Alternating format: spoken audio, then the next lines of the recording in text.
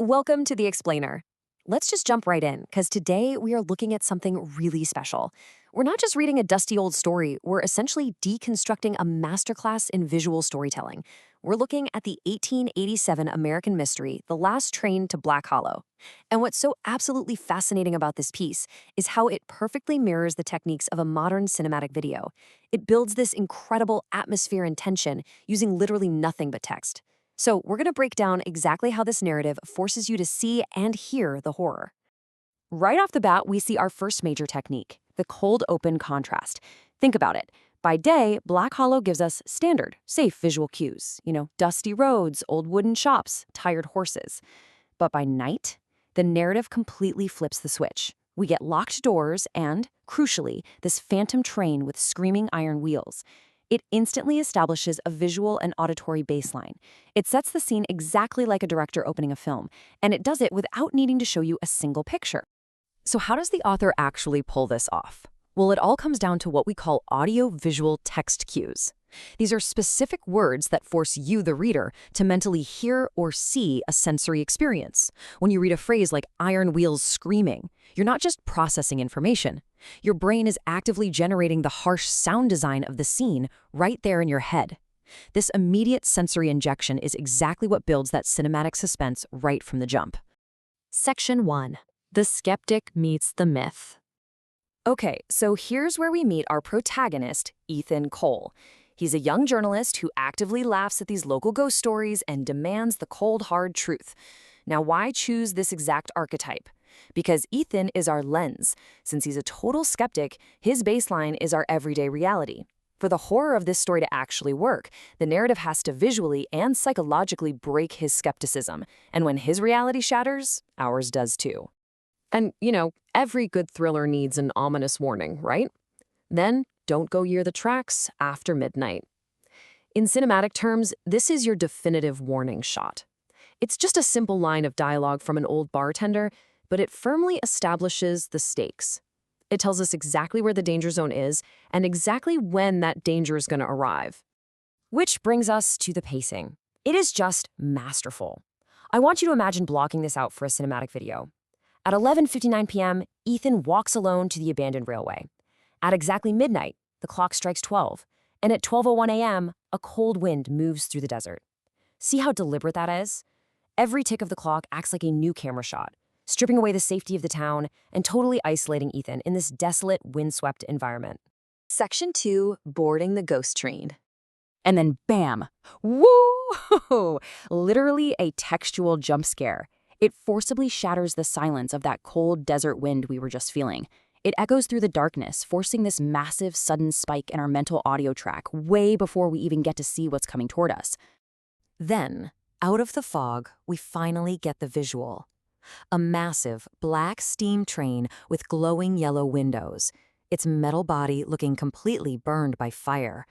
This is where the sheer power of lighting comes into play. The stark contrast of those bright, glowing yellow windows against that massive, scorched black frame, it creates a terrifying cinematic focus. It gives your mind's eye absolutely nowhere else to look in the dark desert. Standing right there beside the door is the conductor, a tall figure in a cracked silver mask who just says, "Last chance to turn back." The detail of the cracked silver mask is brilliant. In a real video production, a director would use a super tight close-up shot right here.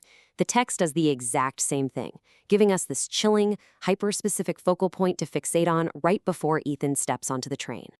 Section 3, Passengers of the Dead. Inside the train, I want you to picture a slow, panning shot right across the cabin. The passengers sit completely still. No one blinks, no one speaks. They're dressed in these old cowboy and soldier outfits, looking basically dead. The brilliance here is the stark contrast in motion. You've got this massive steam train accelerating rapidly, but the interior is filled with this unnatural, suffocating stillness. It's instant cognitive dissonance. And then the mental camera stops on this specific detail. Every passenger is holding an old photograph showing themselves already dead. The author is using a physical prop to deliver a massive plot twist. Actually, think about it. There is absolutely no dialogue needed here. The visual prop does all the heavy lifting, exactly like a crucial clue shown in a movie close-up. From here, things just spiral in this incredible accelerating descent. Step 1, the train starts moving impossibly fast. Step 2, outside the windows, the familiar desert completely vanishes. Step 3, it's replaced by pure, endless darkness. These steps basically mimic a rapid camera zoom, completely stripping away the environment and isolating our guy Ethan in a terrifying void. In that total, suffocating darkness, Ethan's hands are trembling, and he whispers to ask where they're going. And the masked conductor slowly turns and drops this line, "To the place where forgotten souls go." That line is the ultimate audio drop. Imagine a scene where the score cuts out, all the sound effects vanish, and you're just left with this deeply resonant vocal delivery right before the final visual hits. And boom, here is that climax. Lightning explodes. Pale, white eyes staring directly at Ethan. Break down the mechanics of what just happened. That sudden flash of lightning acts as a literal strobe effect. It abruptly illuminates the darkness, revealing the horrific image of all those pale white eyes lifting in unison to stare at Ethan, and by extension, staring right at us. Section 4. A haunting visual resolution. Cut to the next morning. Ethan is found just sitting alone by the empty tracks. He's completely silent. But crucially, his hair has turned totally white overnight. This physical transformation is such a classic storytelling trope. The author doesn't need to write a massive paragraph explaining how scared he was. They just show you his white hair. It's the ultimate show don't tell, leaving a permanent visual scar of the horror. When the townspeople finally get him to open his mouth, Ethan whispers just one sentence. "The train is real, and it's coming back next full moon." He never speaks again after this day. Ending on that line leaves the narrative completely unresolved.